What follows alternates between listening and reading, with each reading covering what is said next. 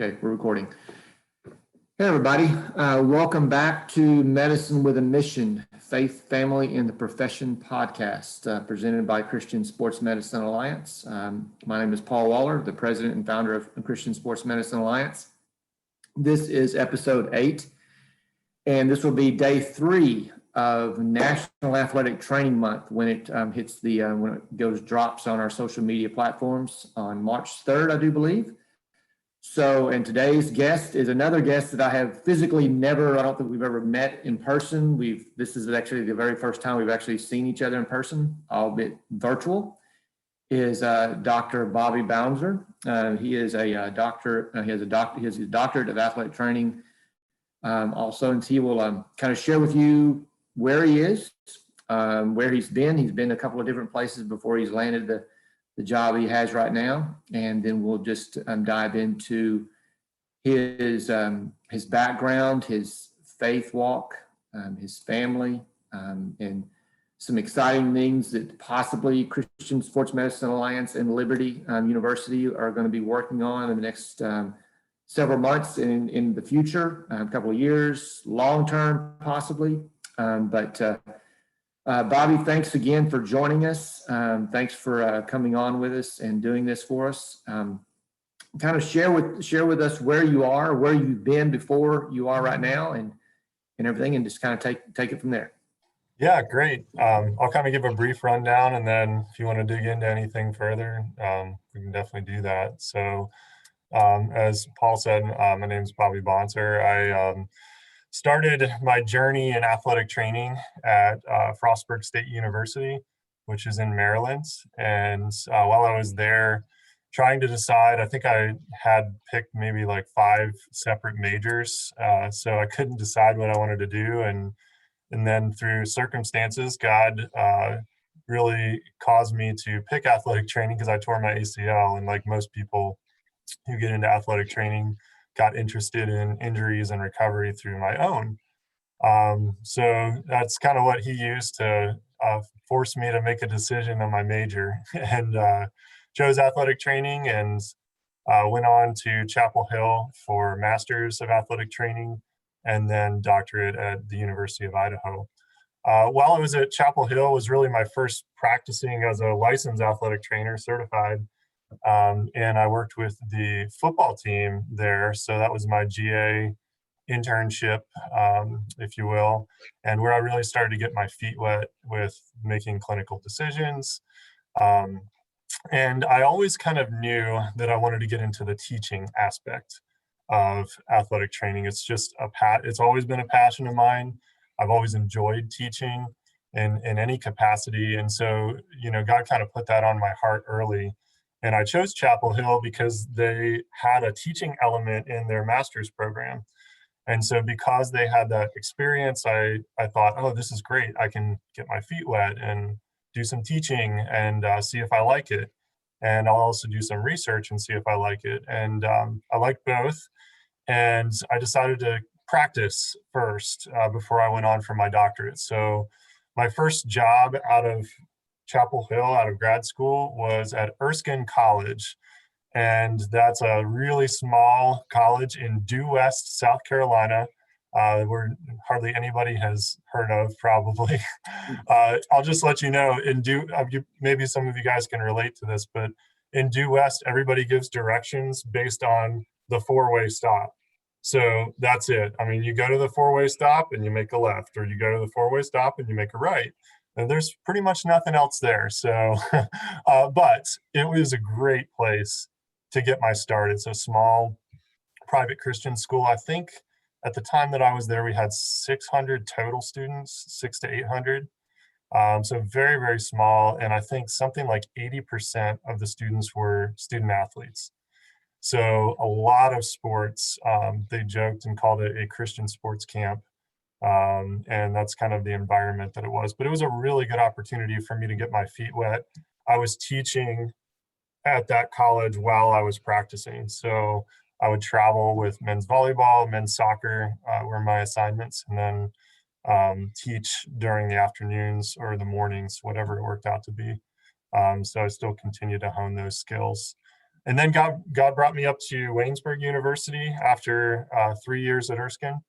And I taught at Waynesburg for 4 years as a assistant professor, and kind of got more into the teaching realm, although I kept my hand in long-term rehab as I finished my doctorate, and kind of focused towards chronic lower extremity injuries, where I did most of my research. And I still kind of have continued that research line up until today.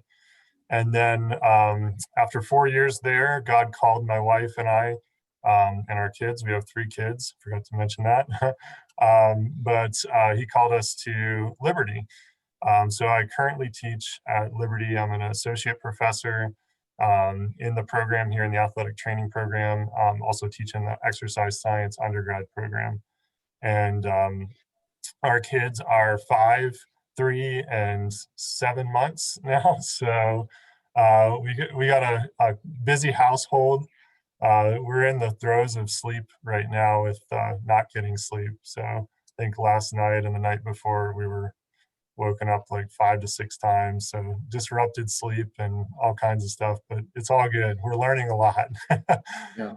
My wife and I met at Frostburg. So go back to the personal side of things. We met at Frostburg, and then we're dating from a distance when we were in grad school. And then we got married in 2012. So we've been married for, I guess it'll be 9 years coming up. So coming up on 10. Kind of hard to believe. You had a baby during pandemic. You had a baby during COVID. We did. That was very interesting. Yeah. Fortunately, I was allowed in to see the birth, so we were worried about that, but we got in there. Yeah. So how is you? I mean, like I said, you and I first met when you were at Erskine. Yeah, it was a ways back. Yeah, ways back. Didn't even know about Waynesburg till we talked on the phone 2 or 3 days ago. And through this whole, you and I have been, phone friends and Facebook friends and LinkedIn friends and Twitter friends and stuff like that. even Strava. Even Strava, yeah, exactly. So we've kind of followed each other's journey, our faith journey, and your faith journey has taken you to several different schools and building your family. 3 kids, all under the age of 6. 6. Mm-hmm. How has your faith been strengthened, encouraged, challenged, even, during COVID and, during this whole, the moving and having to relocate and taking on new positions? How has all that worked together? Yeah, I would say I'll start with kind of the moving and then kind of drift into COVID. So that's more recently, but I think early on it was really hard, as a young professional in athletic training, and this is, probably a lot of young professionals can relate. You're always asking yourself, is this job like going to be somewhere where I'm fixed, I'm long term, I'm in it, or am I going to be moving around? And I'll say at the outset, my intention was never to job hop. You look at, like, I've had 3 jobs in the last 8 years. My intention was never to kind of play the ladder game. I always tell my students, from the worldly perspective, everyone's about their ladder, climbing the corporate ladder, building their resume, padding their resume, which are obviously good things because they help us hone our skills. But Christians are called to be different. We are called to obviously use our skills to help people, but we don't play the corporate ladder game. We're not in it for status or glory, or we don't do scholarship and research just so our name gets put on a publication. Yeah, that's petty. And what we are doing, hopefully, and what I learned through the moves and transitions, is that God in each one of those cases made it very clear to me that I needed to be at this next place through a variety of circumstances, through either institutional problems that were going on financially that kind of pushed us to look, or you name it. There was a lot of smaller things as well, but God used those small events to kind of get us praying about where our next step would be, or if we were going to take a next step. So I would say in all cases, the move from Erskine to Waynesburg and Waynesburg to Liberty, God just made it abundantly clear, hey, you need to look at being at this new place where I'm going to call you. And it's just, I mean, it's kind of like missions, right? It's, where is God calling you? And whether that be a job or wherever, I just think he makes it pretty clear where he can use you for your skills. So yeah, each one of those decisions were hard. I won't lie, but each one of those decisions came, especially as the family grew. This last move to Liberty, we had 2 kids and then 1 on the way. And so everything kind of hit all at once, but he worked everything out. We sold our house, by the way, when we moved from Pennsylvania to Liberty. We sold our house before I signed the contract. So we were kind of just taking a leap of faith, and we had kind of verbal consent, but nothing in writing. And God really was faithful to be merciful and allow that to happen. So yeah, sorry. No, go ahead. Yeah, I was just going to say, well, like looking at this past year, and it's been a challenge for everybody. What was the takeaway from last year for you?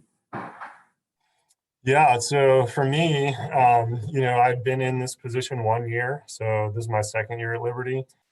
So I had just had all the newness, and you go into your 2nd year of a job, and you're kind of like, okay, I know all the normal, now I can build on that. Well, that was not the case, obviously, because my 2nd year came as a COVID year. So the 2nd year was completely different than the 1st year, which was really hard for me personally, because I was having to adjust to not just the institutional things that were different, like the programs we use and things like that, but we shifted from Blackboard learning system to Canvas. So we had a whole new learning system to learn. And then on top of that, everything going online was just a lot of tech. Kind of had to get up on tech really quickly, which is hard because I think as a teacher, you really want to hone in on learning. I want to be content focused, but I was finding myself pulled in these other directions, like learning a learning system and learning technology that weren't where I wanted to devote all my time. So I think for me, that was the hardest thing, but God really taught a lot. Obviously, I think we all have probably all Christians have the same theme of God teaching us patience through COVID. Proverbs 16:9, for the mind of man plans his ways, but the Lord directs his steps. That just was the resounding verse throughout the whole year. Hey, I'm gonna make this plan, but Lord, it's in your hands. And if tomorrow we're not in class, if tomorrow someone gets COVID, if tomorrow whatever, we know that you're sovereign, you're in control. So that was the overarching theme. Yeah, and I bet you found that you were called upon as an athlete. And I made this, I had a group of athletic trainers that we were meeting with at the very beginning of this back in April, that I made a comment, and I firmly believe that we were going to be looked at and called upon to do things that we never even thought about doing. I mean, we were going to be, and if we did not, as a profession, seize the opportunity to look at this as an opportunity to educate the public and educate our administration and the people we work with, that we're going to be missing out. And I really look at it, we were called upon to do things that we were never thought about, that we would never think we were supposed to be doing. No kidding. Yeah, it's I forgot to mention, this year I took on the co-clinical coordinator role as well. And you saying that jogged my mind towards this, because I've worked with our preceptors, on that side of things, and I've kind of gotten to live what they're living vicariously by talking to them about, what they're doing with our students and things like that. And boy, the adaptability and thinking on their toes. I mean, many of them became full-time contact tracers, things that they never thought that they were going to be doing, that they were doing. And the theme of flexibility for our students, I think we've been a little worried, and rightfully so, in education across the board, not just Liberty, that our students who are going through these cohorts are not going to be educated as well. But I've seen so much good come out of this from our students being at those clinical sites, because they're learning what you just said. They're learning, hey, I'm looking at this preceptor. They didn't sign up for this, but they're coming to their job. And most of our preceptors are Christians here. They're glorifying God in where He's placed them, and they are doing their job even if they don't feel like it, making phone calls to everybody from Kingdom Come. I think seeing those attitudes has been really impactful in ways that we may never even know. Yeah. So I think it's been really good in that respect. And let's switch gears for a minute and talking about that, kind of piggybacking on what you just said. Bobby, what is the mission for, I mean, I don't know if you as a faculty, if your staff, you the staff that you work with, if y'all look at the beginning of the year, and obviously Liberty is an evangelical Christian school, but what is the mission for Liberty University Athletic Training Program? Do you look at your overall mission as a university and you say, okay, let's develop a specific mission for our program and see how we can advance our overall mission? What is the mission for your program? Yeah, so the mission of our program is to train young men and women to be champions for Christ. And we do this by teaching them athletic training. I didn't quote our mission verbatim there, but it's at least paraphrased right along those lines. And the mission of our program, we always make sure, in fact, our program director will always say, start with your why. Why are we here? We are here primarily to bring honor and glory to Christ. How do we do that is the how, and how we do that in this case is through athletic training. Athletic training is the conduit. It's not the end all be all. We love athletic training, don't get me wrong. But I think if you get that in reverse order, if you don't start with why we're here and why we have students here, then you start to drift away from the core of really what we're trying to do, which is train young men and women to, eternally, for their souls, for when they meet their creator one day, to be in Christ. Because this life is short and there's more than athletic training. And we know that. And so I think that's what the mission comes down to, is what are we doing for their souls, to feed into them and not just provide them with skills. I think that leads into, what I talked about at the very beginning of this is that, you and I have talked at not at length, but we've started the preliminary discussions of what it could possibly look like. And this has been a kind of a goal, I guess, a vision of mine, a desire for Christian Sports Medicine Alliance to work with and partner with, collaborate with Christian universities, and how we as two different entities, but with the same goal, which is to advance the kingdom and advance the profession at the same time. So you and I, along with your program director, which hopefully I will be talking to on Friday and doing a session with him on Friday, looking at possibly doing some partnerships in some of the countries that we're in Central America. And how do you, if this is able to come to fruition, how do you view that being able to help the overall vision and mission of your program? Yeah, definitely.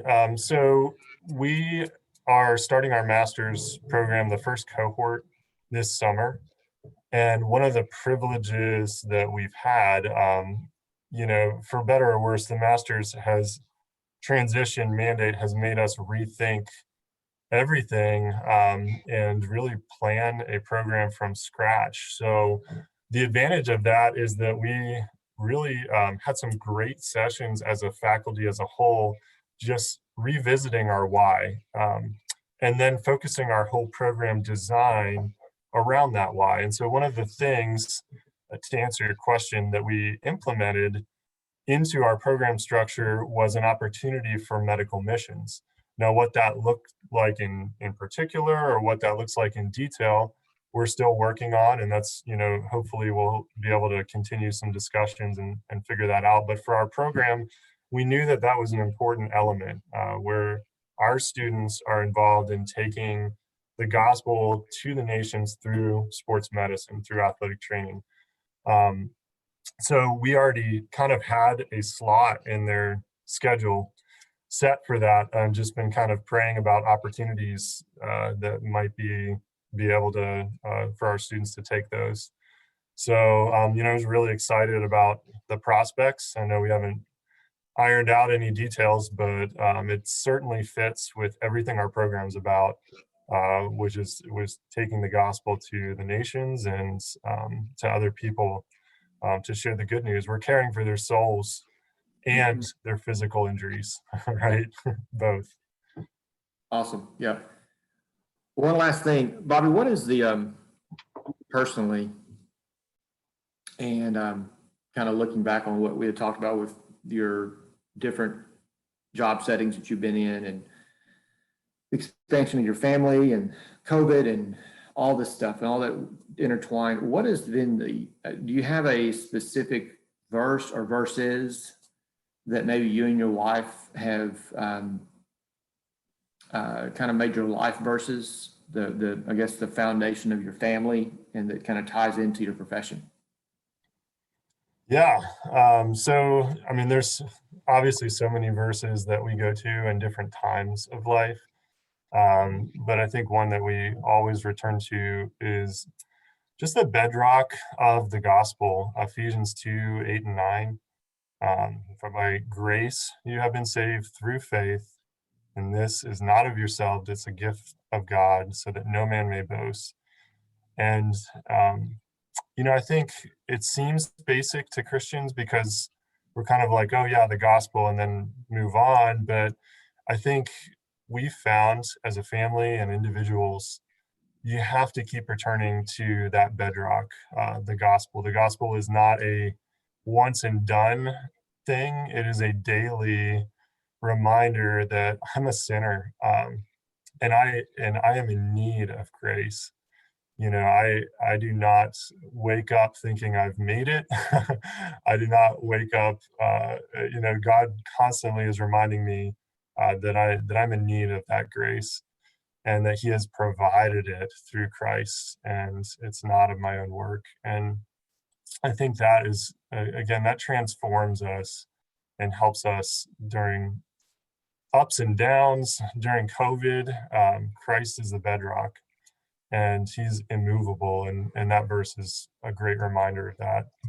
Obviously, there are many more we could go to, but that's very special to Yeah, us. I agree. Yeah, awesome. Well, thank you so much, Bobby.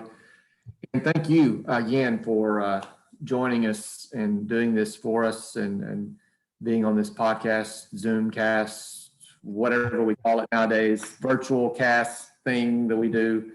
And I really hope that whoever watches this on March 3rd and will watch it continually may come across our YouTube channel in the near future, and see this and hear your story and be encouraged. And I do look forward to the possibility of the collaboration between Christian Sports Medicine Alliance and Liberty University, and seeing what we can do to not only advance the profession, but most of all, advance the kingdom, and seeing how that all works together. But Bobby, thank you very much again for joining us, and stay safe up there in Lynchburg. All right. Will do. You too. Yeah, we'll do it. And we will talk to you soon. All right. Thanks, Paul. Thank you. Bye.